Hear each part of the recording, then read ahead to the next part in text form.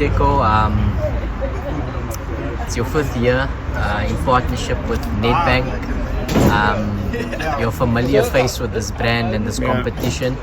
Just you feel privileged to be part of this, association. And how have you felt of this edition of the Netbank? I think there was some, subplots, some interesting, and we could even have a dream final. Just your partnership with them, and how have you found this tournament, this campaign? Okay, yeah. I think ever since I've retired, I've been involved with the Netbank, specifically with the Netbank competitions every year, and I'm very, very privileged and honored to be part of it. And I've seen the tournament as well, and I've seen them how they use this in all these years. So grown doing different things and getting more engaged with the fans, and we all know the importance of this tournament, because not only just you win, we all know that it actually gives you the opportunity to play in continental football. And with this year's edition, I think the biggest surprise, it's not the biggest surprise, I think the teams that are supposed to be in the last four, they are. If you look at the teams that are in the last four, the teams that are two strong teams, Pirates and Sundowns. But you look at the progression of Stellenbosch within this year on its own, and then you look at Chippa the last 8-9 games since Thabo September and Kopo came there. So there's a lot of progression between those two teams. So I feel like these are the teams that are supposed to be there. So it's going to be very interesting to see. Of course, we want to have a dream final, but Stellenbosch and Chippa United still have something to say. But I can just imagine if that final happens again.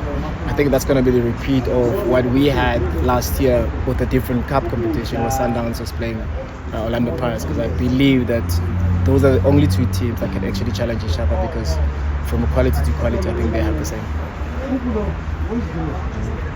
At the start of the season, I was speaking to some analysts, some pundits and things like that, and they kind of said that on paper, Pirates perhaps have the best defense in the league, player for player, better than Sundowns. But Sundowns have the best defensive record this season. One could argue Sundowns have a better defense, but what do you think is the difference between their ridiculous run of clean sheets? And I think they've only conceded 6 or 7 goals in the league. From a tactical perspective, where do you see the difference between Pirates defense and Sundowns defense? Or is it just maybe unlucky with injuries, so no continuity on the other side? I think it's just a combination of too many things. I think, first of all, there's totally a different style of play from Mamelodi Sundowns to Orlando Pirates. Orlando Pirates, they're a transitional team, so therefore they don't play with the defense at the pitch. They can play a long ball and there's defense still stuck at the back. So therefore, whenever they get breached, you always look at the defense, because then the defense needs to do what they're supposed to do, defending. And they don't defend as a team. They're not a team that used to defend as a block. And then you look at Mamelodi Sundowns, they don't defend in a block, but they defend with the ball. So they're using their ball to defend. And they get caught so many times, because then they play half the pitch, the defender doesn't have speed, but also that's when then the importance of Ronwen Williams comes in, because like he's been ridiculously good this season. But I think the difference is just the style of play. Mamelodi Sundowns are more positional based, Orlando Pirates are more transitional based. So when you're transitional based, you need to have a good rest defense. And that's why when you have to look at their defenders, they're much stronger than Sundowns players. You have Toki, you have CBC, you can go on and on and on. But with Mamelodi Sundowns, at times they use a central midfielder as a centre back, because the style of play is more position orientated than just transitional play. On that note, the Bafana captain signed a new 4-year deal. Yeah. Sundowns. What's your thoughts on that? I never saw anything. I didn't anticipate anything different, to be honest. I'm glad that he signed a new contract with the team. I think he's been outstanding this season for the club and the national team. I think I don't remember the last time we had a conversation of a goalkeeper this good besides Itumeleng Kunis for such a long time, and for him to come through and do what he's doing now, he's inspiring so many goalkeepers as well to. He's sparking that conversation of good goalkeepers. So I'm glad that he's signed a new 4-year deal with Mamelodi Sundowns. And of course, they still have, as a good goalkeeper as he is, I'm sure he's a future captain for the club. But they still have that Champions League drought that they need to sort out. Yeah. Where do they get better? Oh man, you know what I said? I said to them the other day. I said, the most difficult games are the semi-finals. because they're so tough, they're so exhausting. The finals become easier. And once you get into the final, you'll easily win it. But it's just that the difficulties is just the semi-final. But also, if we really, really want to have South African teams winning Champions League, how then we support them? Because then, if you want Paris to do well in continental football, if you want Sundowns to do well in continental football, you need to have space and room for them to be able to do so. But then you can't be playing back to back. You land here 2 days later, you play, then the next day you play, and then it doesn't help South African football. It doesn't help those teams that are participating in those. And also now start having that negative connotation towards the teams that wants to compete in that stage, because then you look at the schedule, you look at the leniency that you actually are getting from the PSL. So I think if maybe those things get sorted out, we'll see those two teams actually doing well in the continental space, because then you can be given an opportunity to rest and be focusing on. Because you look at Esperance, when they came here, they had 7 days rest before they played Mamelodi Sundowns. Mamelodi Sundowns were 2 days before playing a game, whether those players played or not. But it's just that the effort and work that is put in, the analysis is still the same. So I just believe that with us and with the trajectory that we're having right now as South Africans, especially from the football side, I think if we can get teams to be given that space to actually perform well, I think we'll have so many teams wanting to perform in that space. It's more of a blanket statement more than what I'm asking, so just keep it in mind. Okay, Esperance had 300 away fans. You saw what they did pre-match, post-match, things like that. And when you spoke about the old FNB stadium, something just came to the back of my mind. When I used to see those old pictures, the stadium was packed, things like that. And you know, the older generation would always say the quality of football was better back then. Yes. It's inverted commas, but it's opinion, right? So do you think maybe the football culture of what we have right now is a direct effect on the standard of football? I'm saying that when we watch Chiefs versus Sundowns, we saw a very entertaining game because it was an atmosphere. When we go to Orlando Stadium and there's a packed stadium, we see a great game because of the atmosphere. The last derby was like, they created a great atmosphere with the flags. It was, you know, entertainment, and we saw a great football game. Now also in the Champions League, the North Africans have this traditional atmosphere that creates these, you know, memorable, iconic games. We perhaps don't have it. One, do you think that is a factor in our football? And two, where can we create, how do we start creating that culture again, where there's something unique about, you know, South African football, you know what I mean? I understand exactly. I think, one, we're struggling, first of all, we're struggling in filling our own stadiums. Irrespective of which team is playing, we have fans that are very moody. South African fans are very moody. When the team is doing well, they'll come to the stadiums. When they're not gonna bother. But I also believe that for us to improve, to get that North African culture of, you know, hostility when you're playing away, or whether your opponents are coming through, just to make them uncomfortable. It's involve the fans. Make sure that the fans feel important. I think most of South African teams, they don't involve the fans, in the sense that we only involve the fans when we want something from them. The fans don't feel like they're part of the club unless something needs to give, and unless it's a give and take. And I'm saying this in a sense that if you get to Mamelodi Sundowns, for instance, if you want to see Mamelodi Sundowns packed every week, also give, or maybe Paris, you want to see them packed every week. What are the challenges? The challenges are you having a 7 o'clock game or 7:30 game on a Wednesday, and you have another important game. You have Sundowns, Paris is playing Sundowns on the weekend. So you actually now being put in a position where you have to choose which game you want to attend. You've got children at home that just come from school. You need to get them ready. You need to make supper. Those are the challenges that you have. You come back, it's expensive, number one, to go to the stadium. Just to be there, to entertain yourself, it's so expensive. Also, when you come back, it's 10, 11, you still have kids to, you know, it's a problem. So the midweek games are always going to suffer unless it is a big game. But the weekend's game then is then now, because when you speak about the old FNB Stadium, the first time I went to the stadium, it was FNB Stadium, and it was packed before the games, because there was entertainment before the games.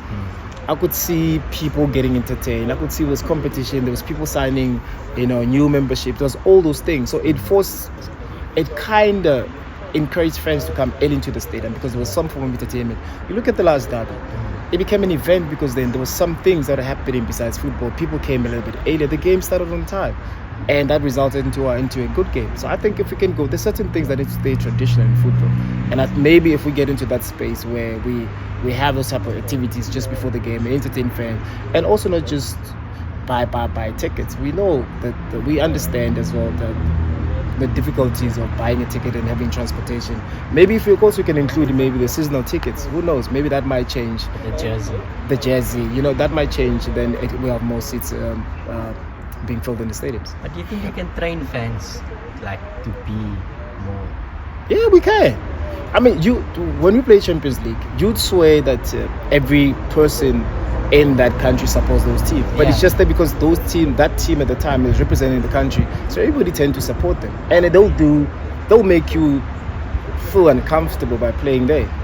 I'm sure that we can do the same, but it's just that we're not that culture. We're very nice, we're very humble. We just wanna party. Yes, we want football to speak for itself. But if we really want to get into those stages where we really dominate in African football, the mentality needs to change. I mean, it's Bafana as well. Imagine like Nigeria comes to South Africa, in the stadium, it's packed, it's hostile. But we know what's gonna happen. It's gonna be a party. They're gonna go quiet if Nigeria score early. Exactly. You know what I mean? So it's that's what I'm saying. Like, South African fans, we're very moody. But if we really brag about what we like, I think the mentality will change. I mean, I know for a fact that I think maybe when you look at Bafana versus Nigeria, we don't want to lose against them because we know that they talk. But then why don't we have the same mentality with any other country? So we need to just have the mentality of winning. We shouldn't be like, this is Zimbabwe, this is Swaziland. It's okay. We need to have the mentality of winning. And mentality of winning is that you need to do everything in your power to be able to win. Sometimes you need to treat other people certainly to make them uncomfortable for you to win. And I think that's the mentality that we need to get into. I spoke to Papi Zotwane early in this week. I'm sure. Ginger. Huh? Ginger. Yeah, I don't know if you played with him. I did. If you looked up to him or whatever. Yeah, you played with him in Bafana. Yeah, even at Sundowns. Maybe one. Yeah, 1 or 2 games. Anyway, he said something very interesting. He's must now got a coaching at. Yeah. He says we're struggling to create or develop very creative players. He said, okay, you mentioned Mufokeng, Mamena, Jujuzi, Shabalala. Yeah. But he says they're not obviously the finished product. They still. But he's saying we don't have a lot of them. That's like, oh my, what a burst of talent and things like that. Yeah. Why do you think that we are struggling to create the Papi Zotwane and Teko Modise? Because I think the biggest reason why we can't have those type of creative players is everybody's playing for the fans. We have talented players that we praise them once they start juggling the ball. Already we give them superstardom statuses, so they never get to develop and be better. And those are type of players. When you're a creative player, you don't get praises only when you're matured. Look at Tony. Look at Tony Cruz. Only if you know football, you know his importance on the pitch. You're Modric, you're Rodri, you're Pedri. So those are the people that when you really watch football, you know the importance. But in South African football, we tend to give superstardom to people that can dribble, that stand on the ball, not dribbling going forward, just standing on the ball. So now we're losing the creativity that we were born with. I believe that every midfielder in South Africa is born with a lot of creativity. I believe that if you take Modi from the wide, you put him in the middle, he'll play as a creative player. Mufokeng, you take him out playing him as a 10, he'll be creative. So creativity is not a problem. It's then how then do we grow and mature in those positions. And I believe that in South Africa, because also the position number 10 is dying, so we'll never really see a lot of creative players because that position is not there anymore. And finally, we've seen, I think, a lot of in the Netbank Cup. I think maybe 6 or 7 players that's on 3 goals for top scorer. Yeah. Now there's a last man standing and what. But which of the strikers, because we always talk about a striker problem. Yeah. Which of the strikers in the competition or in the PSL has always really impressed you? Because going after the season ends, we're going straight into international. Yeah. We've got Mabasa on form. We've got Rayners on form. And then we had Lapasa and Makopa was in the national team. And Bruce likes continuity. But Foster. So it's, all of a sudden it seems like we have a lot of options. Yeah. But you've seen Brewers play. You've seen the players in the season, all season. Which ones do you think really should be, or can be pushing for that number 9 spot? The problem is the national team is different. So sometimes you cannot really. Of course, you're getting selected by form to come into the national team, but you can't play the same way that you're playing in your club to do better in the national team. And also, unfortunately, there's other players as well that no matter how good they are, there's nothing really that they can give in the national team setup. And this is a new coach with a different Exactly, style. the different style. And I also believe that for Rayners to be able to be amongst the top goal scorers with a team that is, slowly growing, with a lot of young players, a lot of risk being taken, and become the main man, from SuperSport, comes back home, rejuvenated, to be able to get into that, it's very impressive because then it tests your character. For Mabasa as well, I think he's ready to play for Pirates. It seems like it. You can see that he's willing, he wants to do well. So I think those two, they are very good, but because they're on form. But if there's a player that impressed me most was Ribeiro. I don't think I saw that coming. I mean, every game that I'm playing, that he's playing, that I'm watching, it seems to be a different player. But the thing is, you need to watch him. Exactly. Like, watch him. You need to read to watch him. And you're not on TV. Yeah. Watch him. Yes. You know what I mean? Yes. But I also believe as well that after Mabasa, after your Rayners, we'll never, after your Lepasas, we'll never really have your out and out number 9. So it's just unfortunate because of everybody's going with the false 9, everybody with 2 double false 9. So football is evolving. So, but for now, I think Rayners and Mabasa, I think they're doing very well. I hope I will start against Nigeria. I think that one as well. Yeah. Score predictions for today. I want the dream final. So I want Paris to win. I want Sundowns to win. I want to see those two in the final. Okay, sure. We all want that.